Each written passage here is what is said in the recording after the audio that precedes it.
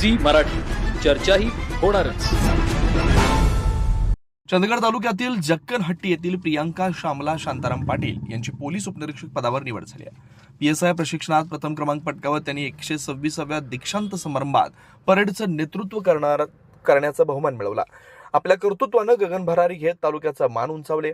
कायदा, नेमबाजी व परेडमध्ये त्यांनी सर्वोत्कृष्ट कामगिरी करत 9 पारितोषिकपैकी 5 पुरस्कार मिळवत आपलं कर्तृत्व सिद्ध केलं। चंदगड तालुक्यातील एका अतिशय दुर्गम भागातून जिथं अजूनही ST बसेसची सोय नाही, तर घरच्या बिकट अशा परिस्थितीतून पुढे आलेल्या प्रियांकाचा परेड कमांडो पर्यंतचा प्रवास अत्यंत प्रेरणादायी होता। 4थी पर्यंतचं शिक्षण गावात पूर्ण केल्यानंतर पुढील शिक्षणासाठी त्या दररोज पायी चालत कुवाड इथं जात होत्या। वडिलांच्या अचानक झालेल्या निधनाच्या दुःखी प्रसंगातून सावरण्याचं बळ त्यांना त्यांच्या आईनं दिलं आणि याच प्रसंगातून त्यांनी अधिकारी होण्याचं स्वप्न उराशी बाळगलं आणि सातत्यानं केलेल्या कठोर परिश्रमांना अखेर यश मिळालं। एकंदरीत प्रियांकाच्या या खडतर यशामुळे आजच्या तरुण वर्गासाठी ती प्रेरणास्थान ठरली। या उल्लेखनीय यशाबद्दल जक्कनहट्टी, चंदगड तालुका व परिसरातून सर्व स्तरातून तिचं अभिनंदनपर शुभेच्छा दिल्या जात आहेत। सी मराठीहून ज्ञानेश्वर पाटील, चंदगड। जय हिंद। माझं नाव प्रियांका श्यामला शांताराम पाटील।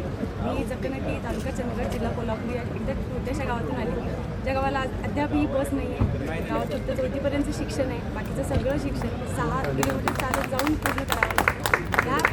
ह्या 6 किलोमीटर प्रवासापासून ते आज परेड कमांडरपर्यंतचा प्रवास खरंच खूप चित्तथरारक होता। मध्येच वडिलांचं निधन झालं, त्याच्यातून न सावरता आईनं हेल्प केली, घरच्यांनी कुटुंबाने हेल्प केली आणि इथं MPSCचा रिझल्ट लागल्यानंतर जे इथं आले, ते इथं आल्यानंतर या वर्षभरात माझे जे प्रशिक्षक असतील, माझे जे वस्ताद असतील, RPI असतील, ADUD असतील किंवा संचालक सर असतील, या सर्वांनी आम्हाला एक परिपूर्ण असा फौजदार म्हणून आज निष्क्रमणाच्या वेळी येताना खरंच अंगावर काटा येत होता की एक परिपूर्ण फौजदार म्हणून MP आम्हाला बाहेर पाठवत आहे। आजच्या दीक्षांत संचलन सोहळ्यामध्ये एकूण 9 पुरस्कारांपैकी 5 पुरस्कार जे मला मिळाले, त्यात परिपूर्ण वाटा, सिंहाचा वाटा माझ्या वस्तादांचा, माझ्या RPI सरांचा आहे, कारण ते नसते तर मलाही भेटलेच नसते। त्यात अहिल्याबाई होळकर पुरस्कार जो महिलांसाठी दिला जातो, बेस्ट कॅडेट पुरस्कार जो पहिल्याला दिला जातो आणि ज्याची सगळेजण वाट बघतात की हा पुरस्कार मला भेटावा, असा जो पुरस्कार होता तो रिव्हॉल्वर ऑफ ऑनर, तोही मला भेटला। त्याबद्दल